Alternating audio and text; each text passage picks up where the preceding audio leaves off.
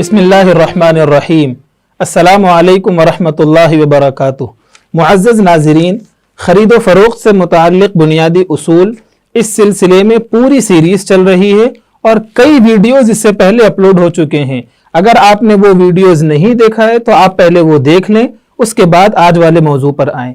आज हम एक अहम मौजू पर बात कर रहे हैं।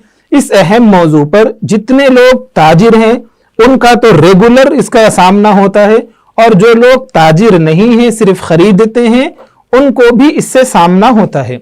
वो है वादे बे, यानी खरीदने का वादा, या प्रॉमिस टू बे, यानी खरीदने की प्रॉमिस। इस बारे में हम कई चीजें आज जानेंगे। तो सबसे पहले तो हमें ये जानना है कि खरीदने और बेचने में जो असल चीज है वो ये है कि ईजाब हो और कबूल हो, कॉन्ट्रैक्ट इनिशिएट हो गया। अगर कॉन्ट्रैक्ट इनिशिएट नहीं होगा तो फिर वो बे वैलिड नहीं है।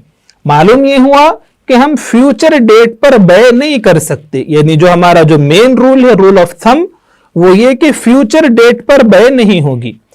अब अगर आप बहुत बड़े कारोबारी हैं, आपने किसी से मुआहदा रेगुलर बेसिस पर कई चीजों को खरीदने का किया है, या आपने रेगुलर बेसिस पर कई चीजों की डिलीवरी का मुआहदा किया है, यानी इन अदर वर्ड आपने प्रॉमिस किया, आपने एग्रीमेंट किया कि मुझे डेली 1 कुंटल चावल चाहिए, 1 कुंटल शक्कर चाहिए, इतनी चीजें चाहिए, मुझे डेली ये रॉ मटेरियल्स चाहिए, मुझे डेली ये चाहिए। इस तरह के जो मुआहदात होते हैं, इस तरह के जो एग्रीमेंट्स होते हैं, उनकी क्या हैसियत है, यानी शरीयत या इस्लाम उसको क्या कहता है? तो इसका जवाब ये है कि मोस्ट ऑफ द टाइम ये एग्रीमेंट्स सिर्फ और सिर्फ प्रॉमिस होते हैं, वो ईजाब और कबूल नहीं होते हैं। बहुत कम केसेस में ये ईजाब और कबूल भी हो सकते हैं, जिसे हम बे मुवाफ इलल मुस्तकबल कहते हैं। यानी ऐसी बे, ऐसा खरीदने और बेचने का मामला जो फ्यूचर डेट पर है, जैसे ही हमारे सारे कंडीशंस या हमारी रिक्वायरमेंट्स फुलफिल होंगे, हमारा कॉन्ट्रैक्ट इनिशिएट हो जाएगा। तो ऐसी बे का क्या हुक्म होगा, उसके बारे में तो हम अगले वीडियोस में जानेंगे। आज हम देखेंगे जो हमने सिर्फ प्रॉमिस किया है, क्या ये प्रॉमिस को पूरा करना हमारे लिए जरूरी है, या फिर हम इसे इजी ले सकते हैं, या हम उसे छोड़ सकते हैं। तो देखिए, इस बारे में सबसे पहले तो हमें यह समझ लेना चाहिए कि वादा करके भूल जाना या वादा करके लाइट लेना, वादा खिलाफी करना, ये एक मुसलमान की शान नहीं है, बल्कि अहादीस में तो ये मुनाफिक की निशानी बताया गया है। यानी ऐसा करने वाला शख्स इज़ा वादा अखलफा, यानी वादा करे और खिलाफ वर्जी करे, आहदा गदरा, वादा करके मुकर जाए, ये मुनाफिक की निशानी है। कुरान करीम में वाज़ेह अल्फाज में है औफू बिल उकूद, जो वादे हैं उन्हें पूरा करो, उकूद को पूरा करो। तो एक मुसलमान की ये शान तो नहीं है कि वो वादा करके उसे पूरा ना करे, वादा करके वादा खिलाफी करे। लेकिन हमें ये देखना है कि लीगली क्या हम पर ये बाइंडिंग है या नहीं है, ये वाजिब है या नहीं है। तो इस सिलसिले में पहले तो ये समझ लीजिए कि वादा पूरा करना या ना करना, इसके 2 एस्पेक्ट हैं। एक एस्पेक्ट तो वो है कि जो आपका और अल्लाह रब्बुल इज्जत के दरमियान का, यानी इंसान का और अल्लाह रब्बुल इज्जत के दरमियान का मामला है, जिसे हम दियानतन कहते हैं। तो दियानतन तो वादा बहरहाल इंसान को पूरा करना है, वरना वो अल्लाह रब्बुल इज्जत के सामने जवाबदेह होगा। दूसरा लीगली है कि कानूनन जो भी हम कानून है, रियासत का जो भी कानून है, उस कानून में भी वो कानून क्या फोर्स करके ये वादा पूरा करवाएगा या नहीं करवाएगा, तो ये बाइंडिंग होंगे या नहीं, इस बारे में।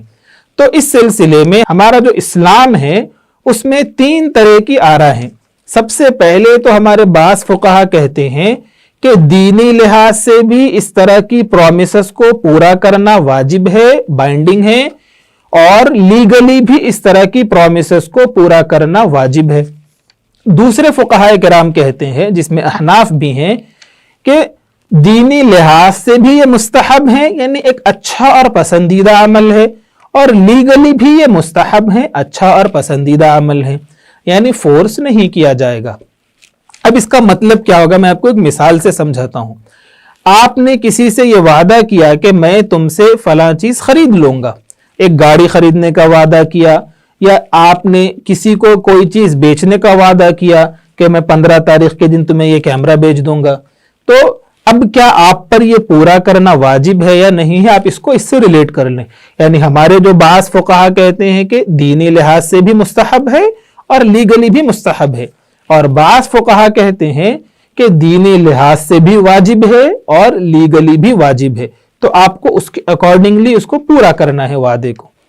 اب ایک تیسری رائے جو راجح قول ہے کہ اس طرح کے جو معاہدے ہوتے ہیں یا جو وعدے کیے جاتے ہیں ان میں تھوڑی سی تفصیل ہے. اگر آپ نے وعدے میں کوئی کاز رکھا، تم ایسا کر لو میں یہ کر دوں گا، یعنی آپ نے ایک کاز مینشن کیا. اب اگر سامنے والا شخص آپ کے وعدے کی بنیاد پر اس کاز کو پورا کرے گا، آپ کے وعدے کی بنیاد پر اس کاز کو پورا کر رہا ہے، تو پھر آپ کے لیے دینی لحاظ سے بھی اور قضاءً بھی یعنی لیگلی بھی اس کو پورا کرنا واجب ہے. میں اس کی ایک آسان مثال دیتا ہوں. آپ کے کسی دوست نے کہا کہ بھائی میرے گھر سے چھت میں سے پانی ٹپک رہا ہے، میں کیا کروں، سمجھ میں نہیں آ رہا. تو آپ نے اس سے کہہ دیا کہ بھائی تم واٹر پروفنگ کرا لو اور میں تمہیں قرضہ دے دوں گا، پیسے لے کے واٹر پروفنگ کرا لو. اب وہ صرف آپ کی بنیاد سن کر وہ سارا جو ہے نا کام شروع کر لیا. اب آپ کہنے کہ میں پیسے نہیں دوں گا، میں صرف ایسے ہی بول دیا تھا، تو یہ جائز نہیں ہے. آپ پر لیگلی بھی اسے قرضہ دینا اب ضروری ہو جائے گا. اسی طرح آپ نے کسی سے کہہ دیا کہ بھائی تم شادی کر لو میں ولیمے کی دعوت دے دوں گا، یا آپ نے کسی سے اور بھی اس طرح کے وعدے کر لیے. آپ نے کسی سے کہا کہ تم کار خرید کے ڈرائیونگ سیکھ لو، بعد میں تمہارے پاس سے خرید لوں گا، تم فائدے میں رہو گے. اس طرح آپ نے وعدہ کر لیا. وہ صرف اب آپ کی بات سن کر کار خرید لیا اور ڈرائیونگ سیکھ لیا، وہ اب بیچنا چاہ رہے تو آپ کہہ رہے ہیں کہ اب میں نہیں خریدوں گا. تو یہ یعنی جو کاز اس میں مینشن تھا اس کاز کو موعود لہو نے یعنی جس سے وعدہ کیا گیا تھا اس نے پورا کر لیا، تب پھر وعدہ کرنے والے کے لیے اپنے وعدے کو پورا کرنا، اس پر عمل کرنا ضروری ہے. تو یعنی اب میں اس کی سمری بیان کرتا ہوں کہ اگر آپ نے کوئی چیز خریدنے کا وعدہ کیا یا اگر آپ نے کوئی چیز بیچنے کا وعدہ کیا تو یہ وعدہ پورا کرنا دینی لحاظ سے ضروری ہے. میں راجح قول بتا رہا ہوں. اور قضاءً لیگلی اس میں تفصیل ہے. اگر عقود کا یعنی خریدنے اور بیچنے سے متعلق وعدہ ہے تو یہ لیگلی بھی ضروری ہے. اگر آپ اس کی خلاف ورزی کرتے ہیں تو آپ اللہ رب العزت کے یہاں جواب دہ ہوں گے اور ریاستی احکامات کی خلاف ورزی کرنے والے بھی ہوں گے. تو یہ آپ کو ذہن میں رکھنا ہے.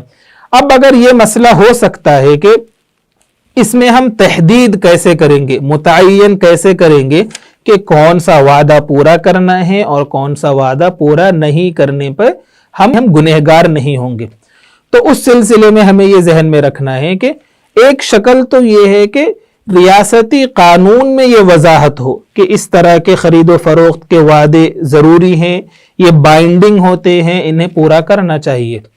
دوسری شکل یہ ہے کہ آپ جب کسی سے ایگریمنٹ کریں، چاہے سیلنگ کا ایگریمنٹ ہو چاہے بائنگ کا ایگریمنٹ ہو، تو آپ اس سے یہ صراحت لے لیں کہ میں یہ پورا کروں گا، لیگلی بھی یہ پورا کرنا میرے اوپر ضروری ہوگا. آپ اس طرح کی صراحت تحریر میں لے لیں یعنی ریٹن لے لیں یا پھر گواہ رکھ لیں، تو اس طرح یہ معاملہ آسانی سے طے ہو جائے گا. ان ساری تفصیلات کو سن کر اب جو ریگولر پریکٹس ہماری ہو سکتی ہیں آپ انہیں دیکھیں.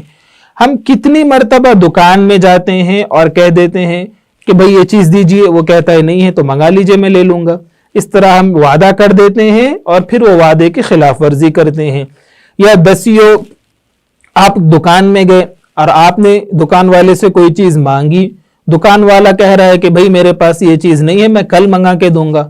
آپ پھر کل اس کے پاس پہنچ گئے، کل وہ کہہ رہے کہ میں بھول گیا. تو خیر بھولنا تو ایک الگ چیز ہے، اگر واقعاتاً بھولے گا تو وہ گنہگار نہیں ہے، لیکن لائٹ لے لیتے ہیں کہ پورا کرنا ضروری نہیں ہے. تو اس طرح کی جو پریکٹسز ہیں ہمیں اس پہ سدھارنا چاہیے. جو صحیح طریقہ ہے وعدے سے متعلق خریدنے اور بیچنے میں اس پر عمل کرنا چاہیے، اور صحیح طریقہ یہ ہے کہ وعدہ پورا کرنا ہم پر دینی لحاظ سے بھی ضروری ہے، लीगली यानी क़ज़ाअन भी ज़रूरी है। अगर हम ये पूरा नहीं करते हैं तो गुनहगार होंगे। अल्लाह रब्बुल इज़्ज़त हमें वादा पूरा करने की तौफीक अता फरमाए और वादे की खिलाफ वर्जियों से बचाए।